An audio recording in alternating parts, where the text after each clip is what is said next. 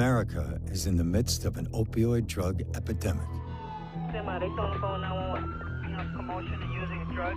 All right, 10-4. Driven by escalating opioid addiction, drug overdoses are now the leading cause of death among Americans under 50. People are literally dying in the street. They're dying in their parents' homes. According to the Centers for Disease Control, the opioid epidemic is fueled by prescription pain medications. Great job. Way to communicate, good eye contact. Michael Israel dreamed of becoming an architect. In high school, he participated in a video project exploring the architecture of his hometown of Buffalo. These buildings have been here for such a long time. Michael didn't realize his dream.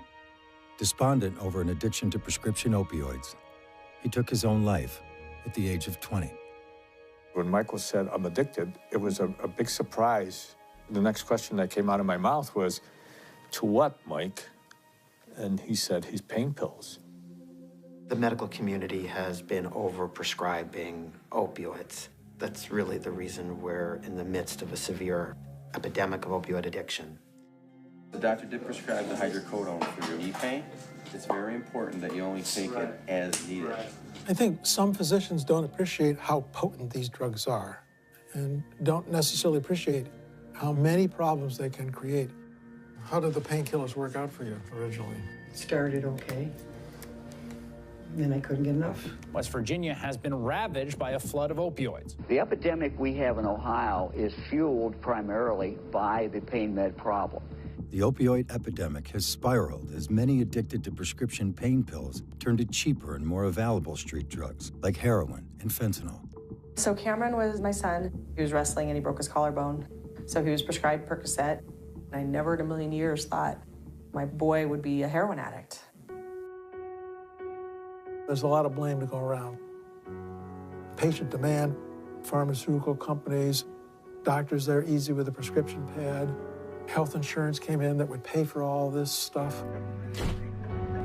I can't imagine anything else that would happen in our community that would be associated with that many deaths. I don't know where the outrage is.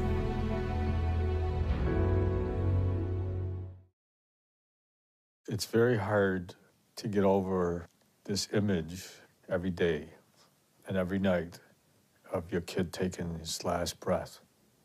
Michael was the child that could put the smile on your face, always. When Michael passed away, we just started questioning, how did this happen and why did it happen? How did Michael get addicted? What happened to Michael? And then you find out we're all ignorant when it comes to addiction.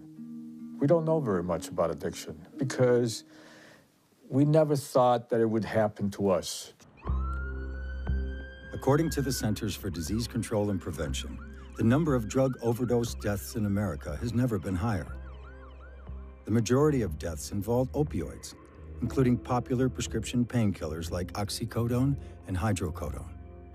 The problem's huge. The rate of deaths from prescription opiates has been exponentially growing, and that's only the tip of the iceberg in terms of how many people's lives are wrecked because of prescription opiates.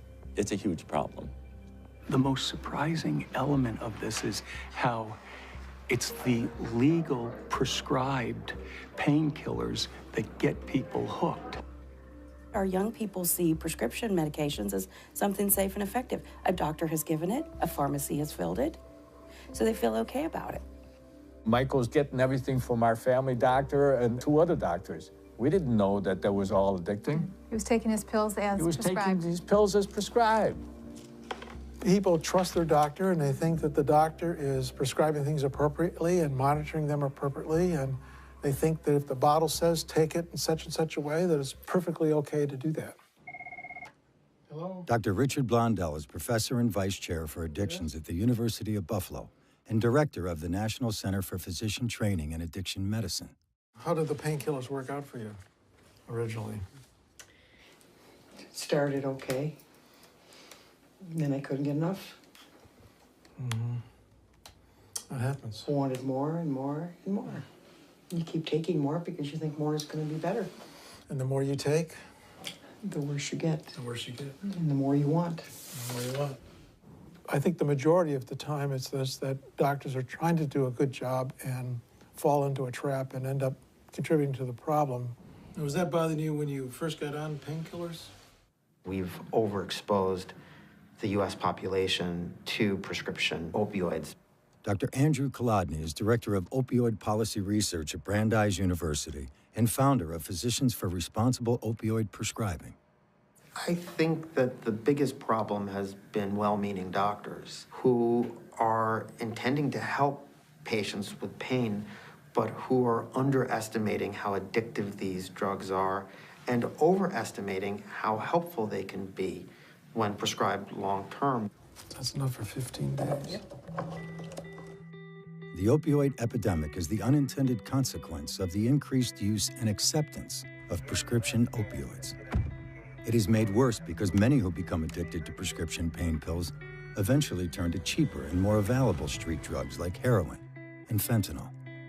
Before they're using heroin, they're opioid addicted, and that addiction develops through prescription opioids. The reason that we're experiencing record high levels of overdose deaths, the reason we're seeing heroin and fentanyl flood into non-urban areas, the reason we're seeing soaring rates of infants born opioid dependent or outbreaks of injection-related infectious diseases, the driver behind all of these problems is the increased prevalence of opioid addiction in the United States.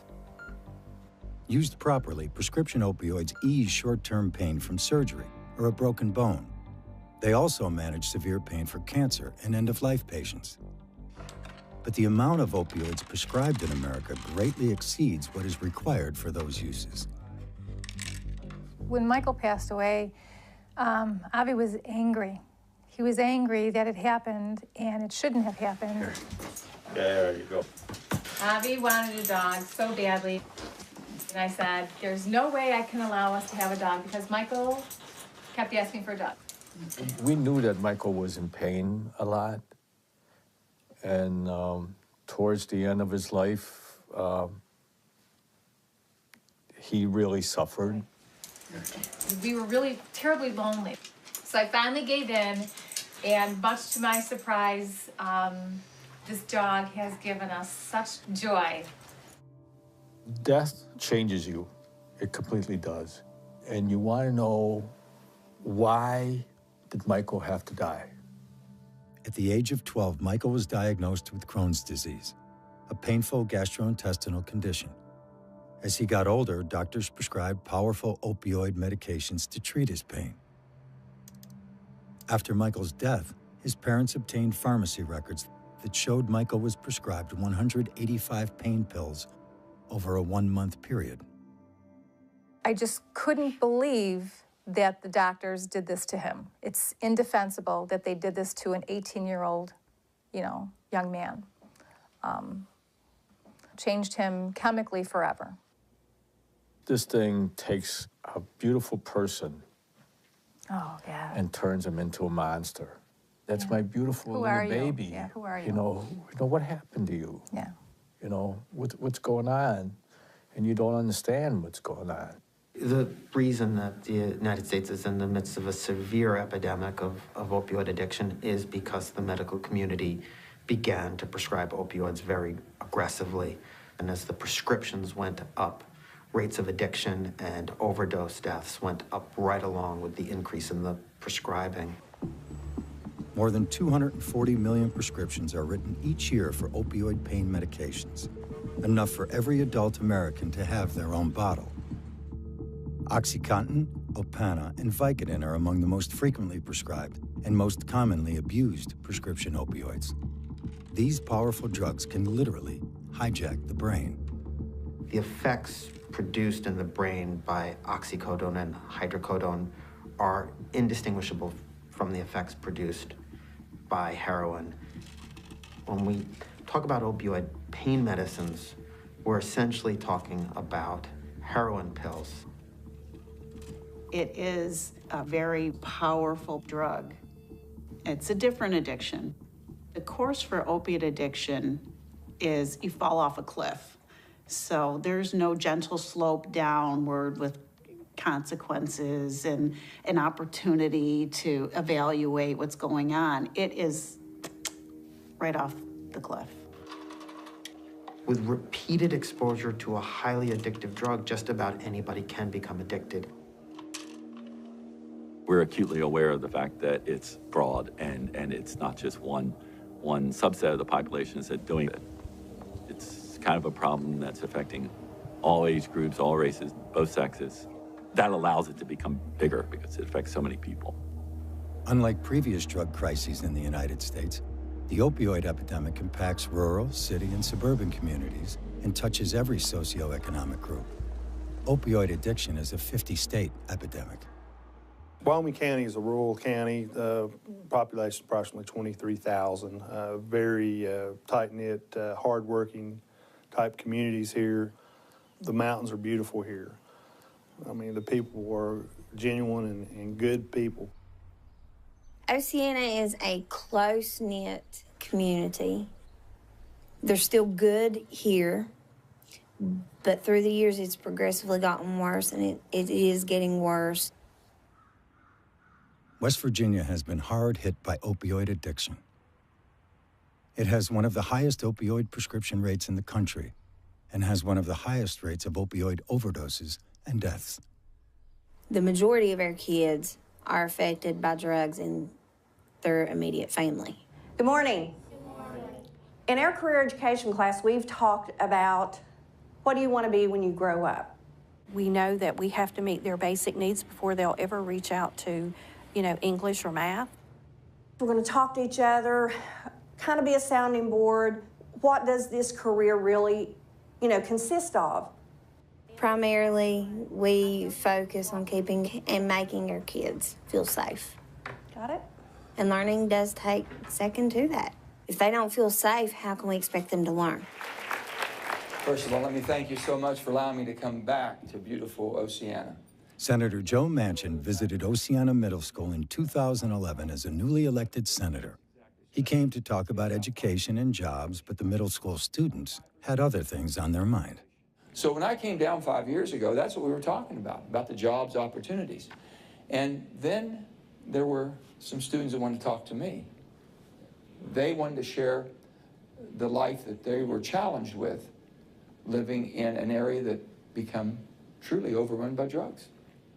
Chelsea was a 7th grader when she met with Senator Manchin in 2011. He came to our small community, and the conversation led to the problem with drugs in our community. Oceana is a wonderful town, wonderful people, great place to live, but then there's the drug problem. My mom and dad were divorced when I was in the 6th grade, and it was because of drugs. My dad was in a coal mining accident, and he soon after became addicted to painkillers.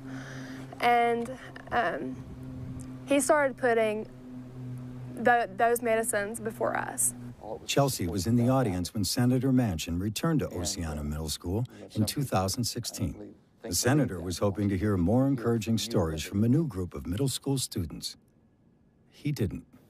I think that what is wrong with our community, like the drugs in it, I haven't really seen a change because I don't know how it was like before, but my parents and my grandma and my aunt used to talk how it would be safe at night and you could do whatever you want. You could walk the streets and you wouldn't have to lock your doors and have a doubt about anyone, and now everything is dangerous and you don't want to go outside alone even in the daytime. It's still that way here. You're still seeing that? Yes. My stepdad did them. He beat me and my mom, put a gun to my head's mom and me. What do he want you all to do? He wants you to take drugs too, or he wants your mom to take drugs, or he was just out of control? He wanted my mom to take drugs. She wouldn't do it. Is he gone now? Is he out of your life? He shot himself because of it after he killed my mom by shooting her up 3 times with Oxycontin. He didn't want a divorce. She did. How old was your mom? 20. I was 5.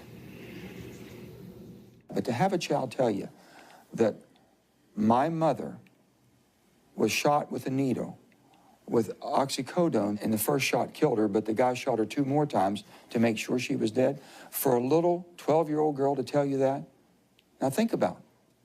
You've seen the horrific effects it's had on your families. You've seen death in your family at a very young age. No child should go through what you went through. You know, this is life. This is how it is. Many kids don't know anything differently. They don't know that another world exists. You know, to them, this is normal. I took away from that conversation just as another day. I live that day in, day out from a lot of the cases that we have here. Very sad stories, and I've heard some horrendous stories over the years from this part of the state. You heard their stories. They were worse than ours were for 5 years ago. My story, it's sad, but their stories were devastating. Like, it was very upsetting to hear those. It's unbelievable that it's just getting worse. Every day we battle this, the effects of the drugs. We battle the addictions right here in school. They're precious kids, and they all have special qualities. We need to save their lives. We need to. I would just tell them that they had their future, and I don't want to ever have to go through that with myself or my family that I will have in years to come. We don't want this for our children, so maybe, you know, maybe we're not doomed. Children should not have to live like these children have had to live. They didn't ask for it. Teacher Deborah Davis fights the opioid epidemic at school and in the community. We are a faith-based organization. We're a nonprofit, and we were established in 2005 because families had nowhere to go. So how was your group of students? They did really good. So we started helping mothers and wives and children, and it wasn't long till we learned it was the community's problem. Okay, we just got this back from the printers. I focus on what happens if I don't do anything. Take off. For the longest time, no one would talk about anything. It was hidden. Therefore, it continued to get worse. So now, everybody's talking about it. Hopefully, we can stop talking about problems and start focusing on solutions. The crisis of opioid addiction is a relatively new problem in America. Prior to the mid-90s, the use of opioids to treat pain was limited. 2 factors triggered the dramatic increase in prescribing opioids to treat pain. Pharmaceutical companies began telling physicians that opioid pain relievers were safe, effective, and non-addictive. Around the same time, doctors were being pressured to treat pain more aggressively. There came out some new recommendation from professional medical organizations that pain is really supposed to be the 5th vital sign. In addition to your blood pressure and your pulse and your temperature, we're also going to ask you on a scale of 1 to 10, how's your pain today? And if your pain's a 5 or greater, then the physician feels a mandate to medicate that. Taking 2 a day, so the maximum daily dose. The medical community begins to hear that we've been allowing patients to suffer needlessly because of an overblown fear of addiction, that the compassionate way to treat just about any complaint of pain is with an opioid. So there was a perfect storm of public demand for the treatment of pain and the pharmaceutical industry right there creating a whole new generation of powerful drugs. Your hands are... Pain is the #1 reason people visit a doctor. Pain can be a challenging element for doctors to diagnose and treat. But now doctors were being told they had a new way to treat pain that was safe and effective. Don't be afraid to take what they give you. Often, it will be an opioid medication. In the 1990s, new opioid medications were introduced to treat pain. Much of the information about these new drugs came from pharmaceutical companies. Some patients may be afraid of taking opioids because they're perceived as too strong or addictive.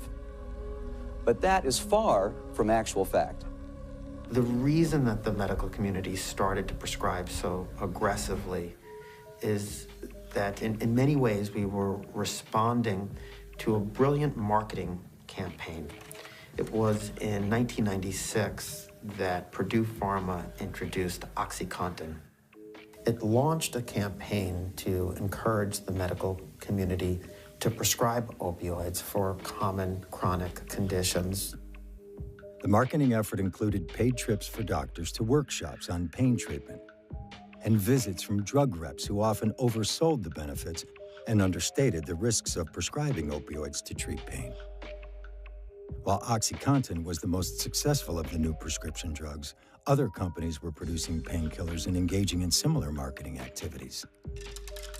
The aggressive marketing increased the use of prescription painkillers to treat common types of pain, from toothaches and migraines to sports injuries and back pain.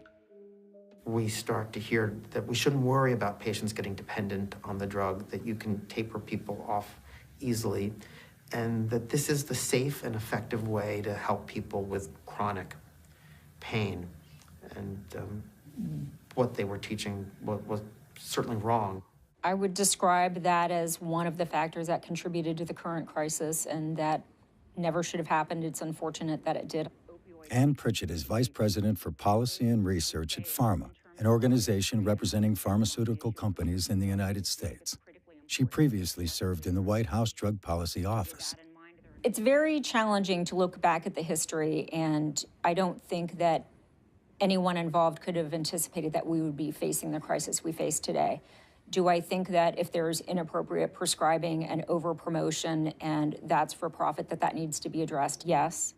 Do I think that there was inappropriate behavior that contributed to the problem we're in? Yes. But do I think that that's the sole reason why we face the opioid crisis we do today? I don't. The way that you can do well financially, the way that you can have a blockbuster drug, is if you can get the medical community to prescribe your medicine for common conditions, long-term conditions. And if it's a drug that's very difficult to discontinue using, well, then you've got a pretty good recipe for a blockbuster. As problems with opioid medications emerged, pharmaceutical companies faced increased scrutiny. In 2007, Purdue Pharma paid $634 million to settle charges that it misled the public about the risk of addiction. The epidemic we have in Ohio. In 2017, several states filed suit against a handful of pharmaceutical companies accusing them of conducting marketing campaigns that misled doctors and patients. Despite the concerns, opioids remain one of the most prescribed drugs in the United States. My issue is, why is there all this surplus product? I don't know why pharmaceutical companies are not held accountable to that. If there's only this much pain demand, but this much product, then obviously you know your product's being used for other purposes. Since 1999, sales of prescription painkillers in the United States have quadrupled. During that same period, the Centers for Disease Control says there was no change in the amount of pain reported by Americans. There are enough opioid pain pills prescribed in 1 year to medicate every adult American for a month. So clearly, we have a disconnect here. We have a situation where there's over-prescribing because it doesn't seem reasonable to think that for every American, there should be a 30-day supply of a prescription opioid. But how do we address that and still ensure that those with legitimate need are receiving access? I understand and empathize with the incredible pain and suffering that these families are facing. To blame the pharmaceutical industry as having the sole responsibility, I think, is misguided and wrong. I don't think that any one factor has led us to the current opioid crisis. It didn't happen overnight. It's not going to be solved overnight. And the more you open up this Pandora's box, you find a broken system in this country where there's parts scattered everywhere. And there's people who need help, and they're broken, and they can't get the help because our healthcare system is based on making money. Blood pressure's good. It's always an issue about who pays for anything. We live in a capitalistic society, and our healthcare system is funded through payments, usually fee-for-service. So there's always a discussion about who pays for what and when. The Department of Health and Human Services estimates the economic impact of the opioid epidemic at $75 billion a year. Much of that cost is borne by insurance providers, including government insurance programs such as Medicaid, Medicare, and veterans programs, and by private health insurers. Public and private insurers confront both ends of the opioid epidemic, paying for prescription drugs for pain patients and then paying for treatment when patients become addicted. And we were extremely troubled by all the headlines that everyone has seen about the explosion of opioid abuse in this country. And we were mindful of the fact that often this starts out with prescription drugs. Dr. Harold Paz is Chief Medical Officer for Aetna. He has an extensive career as a physician and healthcare administrator. Because of the addictive properties of these drugs and the fact that they're very effective at eliminating pain, the pendulum swung way out, but at a tremendous cost and in tragic ways. We have to bring it back to the middle. When a physician writes a prescription for a narcotic, we depend on the physician to make the appropriate decisions around, does the patient need a narcotic? So our role is not to sit in the room with the doctor and second guess those decisions. But what we can do is look at the overarching patterns that exist. Health insurers collect information about the prescribing patterns of doctors. Aetna initiated a program to contact physicians about their opioid prescribing. We really wanted to focus on physicians that are writing a lot of prescriptions for opioids. We started with the top 1%, and we said to the doctors, based on this data, based on the CDC recommendations, you are an opioid superprescriber. Along with the letter, Aetna provided a checklist for doctors to use when prescribing opioids. But some question whether letters are enough to address the problem. We expect that our physicians are going to be well-trained, they're going to practice appropriately and professionally and ethically, and if they aren't, we have in our communities and in our states the mechanisms to identify that and make sure that those problems are corrected. Patients and prescribers really need to understand that opioids are highly addictive. It doesn't mean that they should never prescribe it or that the patient should never take it. It means we have to be very careful with these drugs. We have to avoid using them when we can. And for many types of pain, we can avoid opioids. We have alternative treatments. I'm treating the tissue in your neck and around your head. Helps relax this area, help with pain too, okay? Okay. In 2016, the Centers for Disease Control created the first national guidelines for prescribing opioids for chronic pain. A key recommendation encouraged doctors to use non-opioid approaches to treat most pain. But changing doctor and patient reliance on prescription painkillers is challenging. I have a solution that will make this whole problem go away. Dr. Daniel Alford is professor of medicine at the Boston University School of Medicine, where he directs an opioid prescribing education program. The solution is if the insurance industry would pay for comprehensive pain management services. Under one roof, you can get massage therapy, cognitive behavioral therapy, acupuncture, medication management, you name it. I want patients to start demanding multimodal comprehensive treatment. I want them to say to their doc, I need something better. And they should be calling up their insurers and saying, why don't I have access to all these other treatment modalities? Of course, we need to continue to find more effective ways to treat pain. And we certainly support every physician that wants to provide an alternative to narcotics. Our problem is with other therapies, alternative therapies, that are not clinically proven. Until they are, we're not going to cover it because we don't have a basis upon which to say it makes sense to cover it. What we have to look for are clinical studies that prove efficacy. Some alternative treatments are covered by insurance, but coverage varies from company to company and state to state. Insurers face pressure to pay for pain medications, but are also challenged to control overprescribing. The truth is, most insurance companies will pay for physical therapy and some of these alternative treatments, but the easiest thing for a primary care doctor to do is write a prescription. If I've got 10 minutes to spend with you and you're complaining of pain, writing the prescription can be the ticket to getting you out of the office quickly so I can see my next patient. Squeeze the shoulder blades together and reach the elbows back. It's a whole lot easier for me to prescribe a medication than it is for me to get a patient into physical therapy, into acupuncture, into cognitive behavioral therapy, and all the other treatments that have been shown to be effective in treating chronic pain. We still have a long way to go. Does that feel okay? Mm-hmm. Good. Good job. Awesome. It is a daunting task to get doctors and patients to turn away from prescription drugs as the first step for treating pain. What's important is that 100 million Americans are suffering from chronic pain. So we really need to screen patients better for addiction, decrease the amount of opiates that we're prescribing, and find non-pharmacologic approaches to take care of our patients with chronic pain. It's very, very challenging. At the University of New Mexico Pain Center, an interdisciplinary team works to manage pain, improve quality of life, and reduce use of prescription opioids.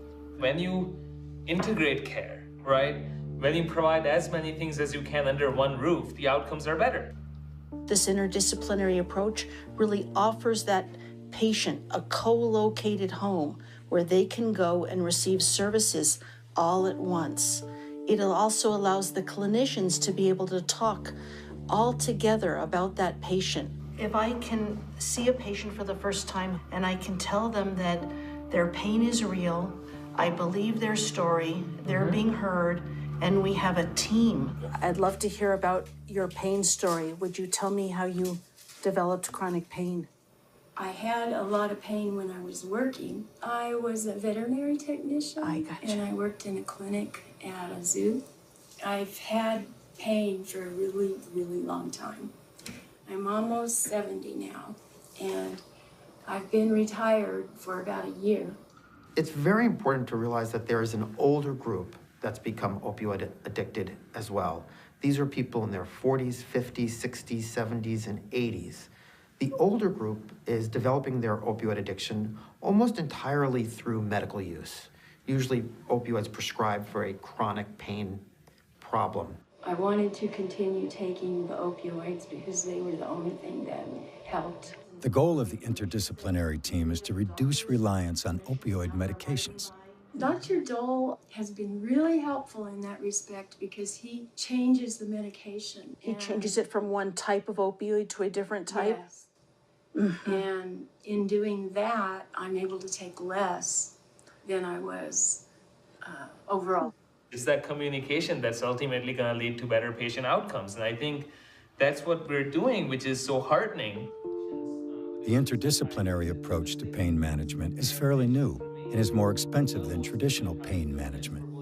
It takes money. We don't get reimbursed for some of our services, but I really do think that we have shown that we have a really good return on investment, and the patients are happier because they feel like they're being seen by a whole team, and they don't really need just that one opiate.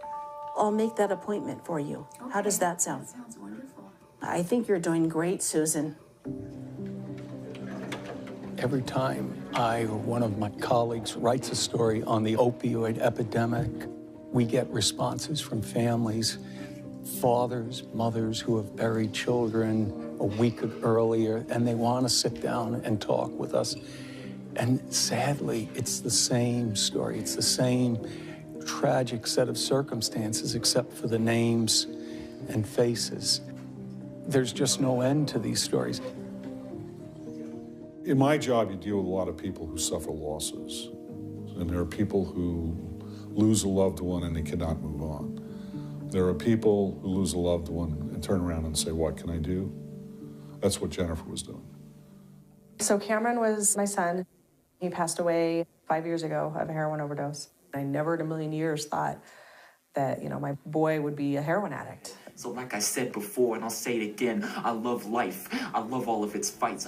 Cameron was a student and athlete at one of the top high schools in Albuquerque, New Mexico.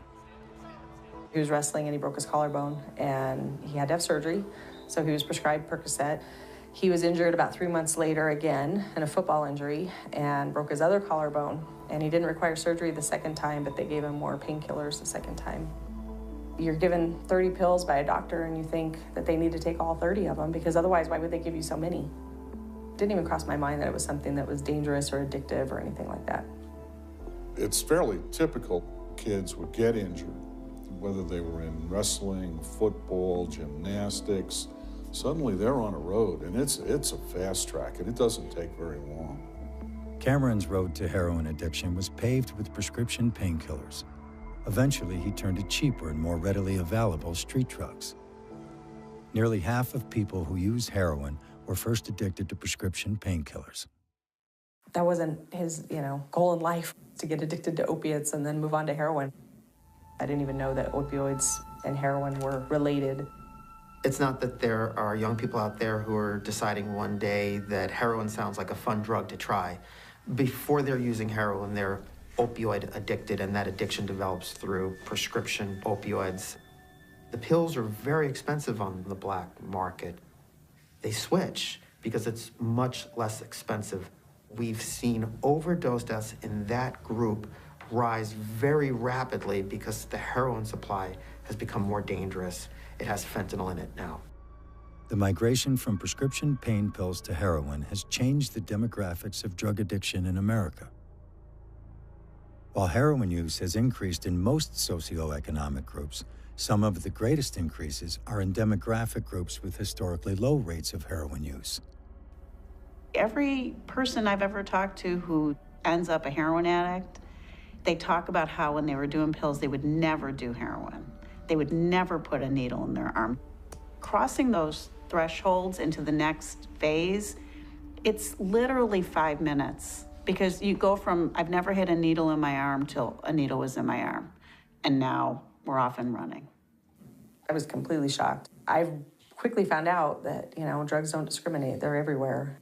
For an addict like Cameron, what happens is that drug replaces everything. It replaces your love for your parents. It replaces your love for your friends, your other family members. You steal, lie, cheat, do whatever you can to get the money to get your next fix. That sounds like a cliche, but it's a cliche because it's true. That's what happens.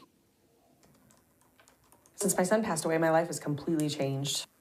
I felt like nothing was the same anymore, and nothing meant as much anymore. And so it was very difficult, and it's still very difficult. Even though it's been 5 years, it still feels like it was yesterday.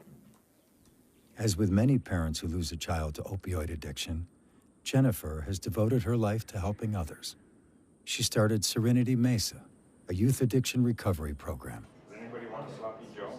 We do long-term treatment for young men aged 14 to 21, and we provide not only drug treatment and counseling, but life skills, high school education, and job placement, job readiness programs, things like that.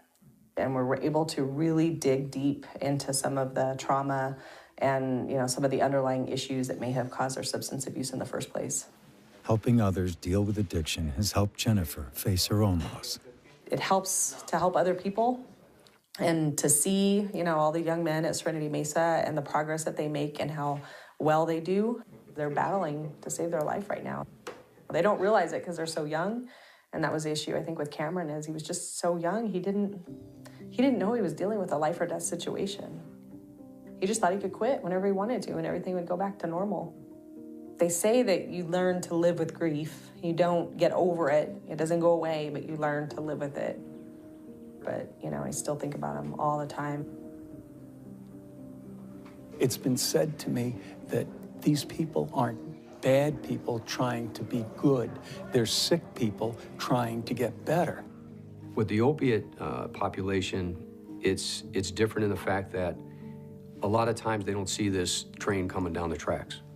It's an injury, it's a surgery, and oftentimes that's where it starts. Hey, Bill. How are you? Good. Nice to see you again. Yeah, so it's been, 2 weeks now? I was 15 years old and I had a tumor in my spine. Spent a week in the hospital. They sent me home with a bunch of medication. I ended up being addicted to opiates. I gave up. I didn't care what happened to me. It's a pretty horrible feeling when you don't really care if you live or die. Okay, so what's up for this week? What do you have planned? My son loves dinosaurs, so I think this weekend we're gonna go to a fossil museum. Should be fun. I'm excited. It's amazing what you think is normal turns out to be this terrible ordeal that I dealt with for the past 15, 16 years. it takes over your life. It's sickening to even think of the things that I've done and the people that I've hurt, and just not to even care at the time what was going on. I think deep down, every addict has a desire to not be living that life anymore. I think that desire has to be strong enough to want to change, to outweigh the draw, the pull from that part of the brain that's been sort of hijacked by the addiction. Opioids are one of the toughest addictions to break. Opioids produce an addictive euphoria that alters the chemistry of the brain. According to the National Institute on Drug Abuse, treatment programs that focus only on abstinence do not result in long-term recovery. The reality is there's no fix, there's no cure for this disease. There's a lot of work involved in this. It's not just a quick fix or a miracle cure. There's not a magic bullet out here. We don't have a one and out, well, come in and we'll save you and you're gonna be all good. It's a long and difficult road. Opioid addiction is a chronic disease, like diabetes or heart disease. All need to be managed for a lifetime.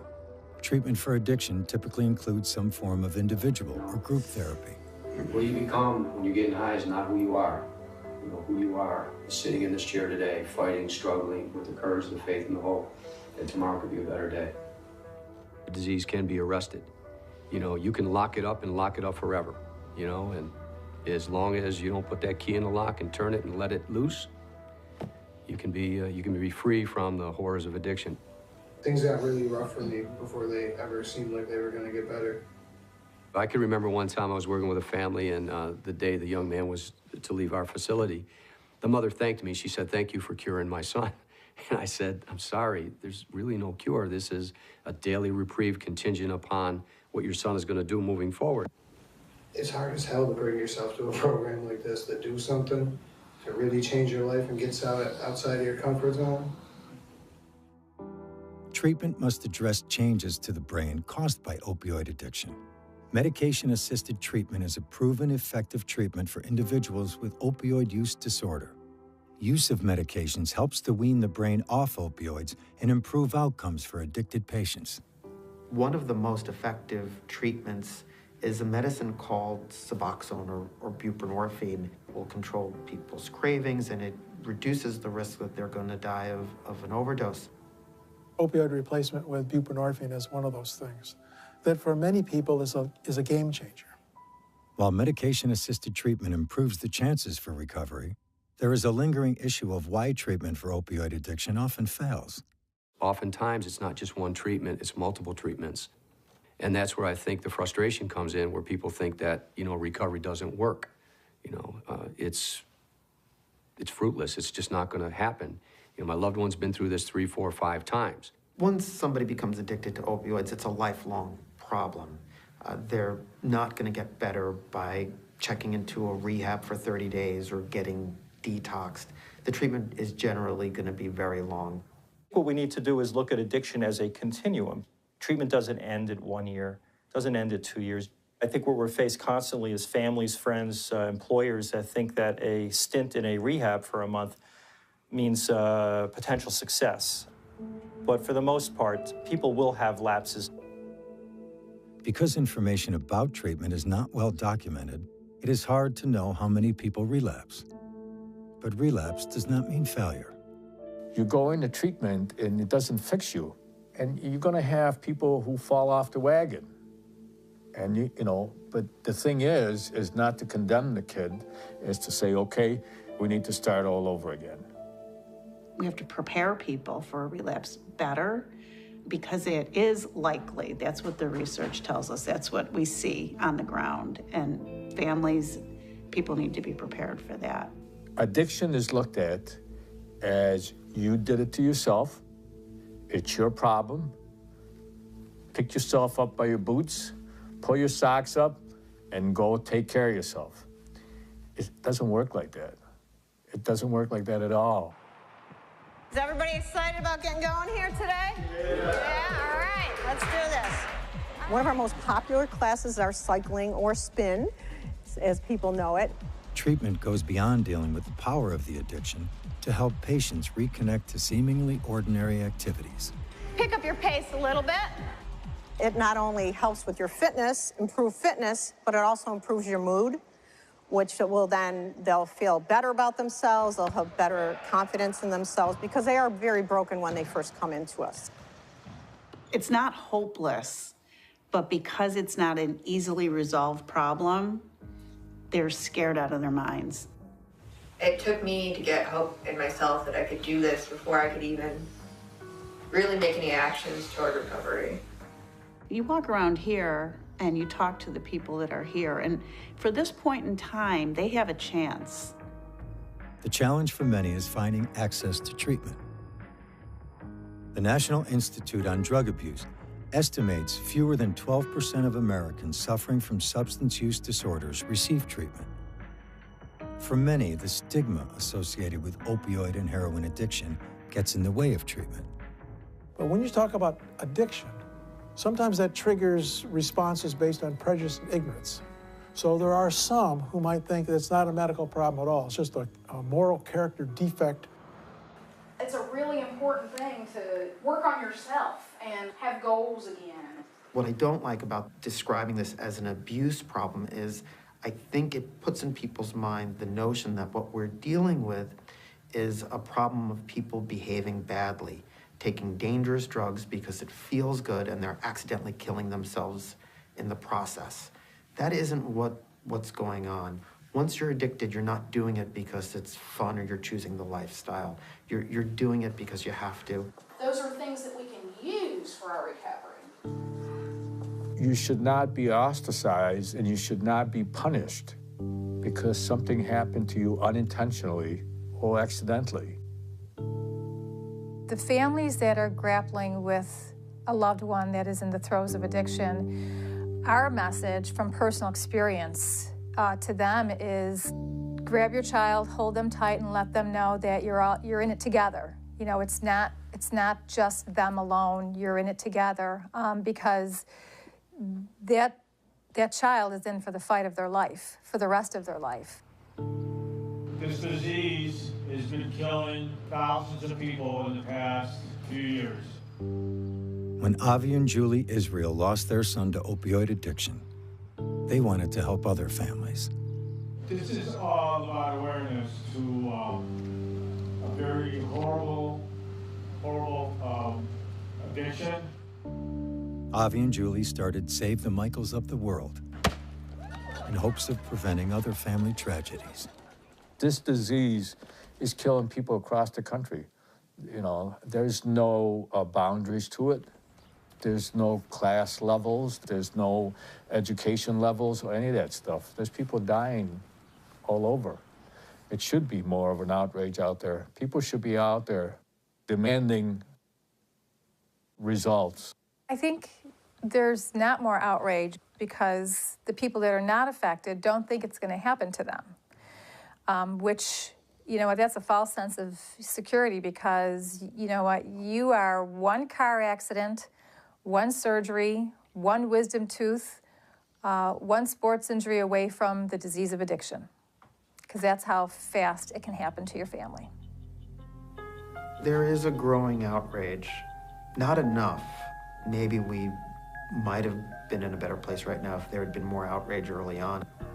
And so now we're reaping the consequences of what we have sown, and now we're trying to undo some of that stuff. And it's a lot easier to do it than it is to undo it. There are small signs of progress in combating the opioid epidemic. The Centers for Disease Control reports opioid prescribing peaked in 2010 and decreased each year through 2015. Experts say the drop is a sign the culture of overprescribing is changing. But fewer prescriptions have not resulted in a drop in opioid addiction and death. There are no easy solutions to the opioid epidemic. While treatment is essential, any long-term approach must focus on prevention. If we had the right education and people were motivated the right way, they wouldn't get this disease in the first place.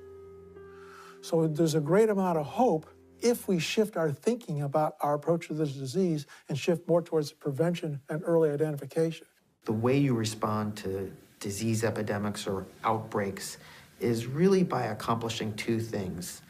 The first thing that you need to do is to prevent new cases of the disease. You want to contain it, keep new people from getting it.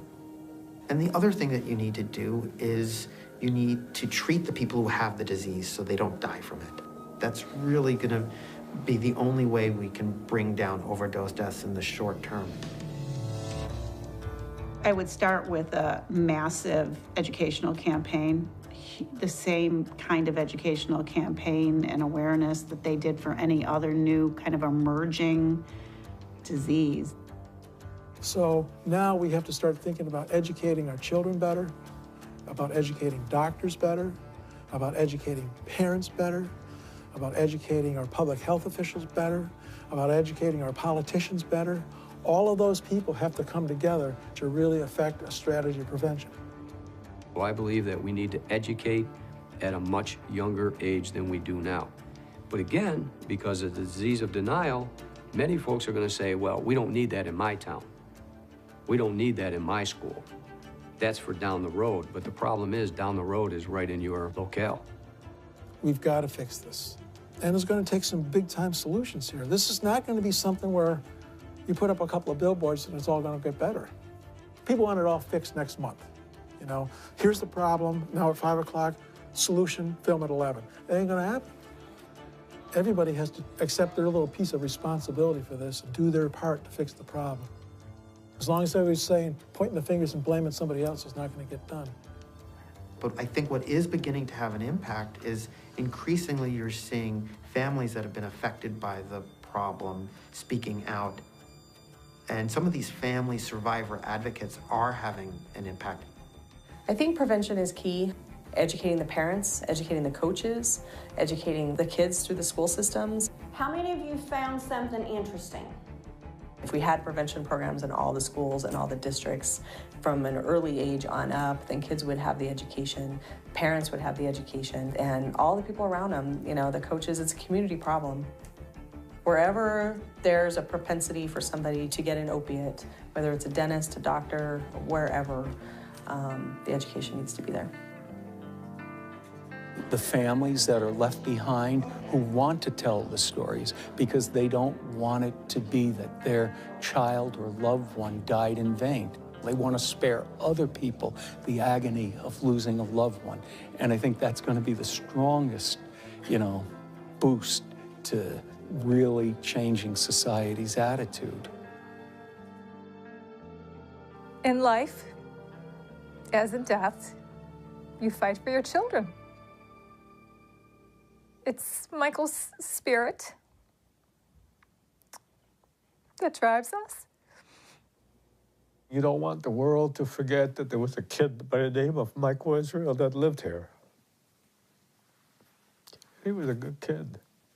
He was a terrific kid. And we miss him. He has also put us on a path and a journey where we're gonna take it to the end. There's no turning back now. We watched a beautiful boy go from jumping around and everything and being so funny into suffering. And so you fight for him. And we took him all over to get him help. And now we're taking Michael all over to get other people help. When we first started talking about this, we were like a little flickering candle. And now we have like a flashlight beam. It's still not daylight out there. We still got a long way to go. It's moving in the right direction. And unfortunately, it's taken a lot of death to get this movement. And it's going to take more death before this stops. I see tragedies for sure, but I also see successes. And that's where the hope comes, because it doesn't have to be like this. Our society doesn't have to be riddled with addiction. We don't have to pick up the paper and read about all these kids that overdose every day. We don't have to do that. We can do better. We know how to do this. It's just getting the will to do it. That's the hard part.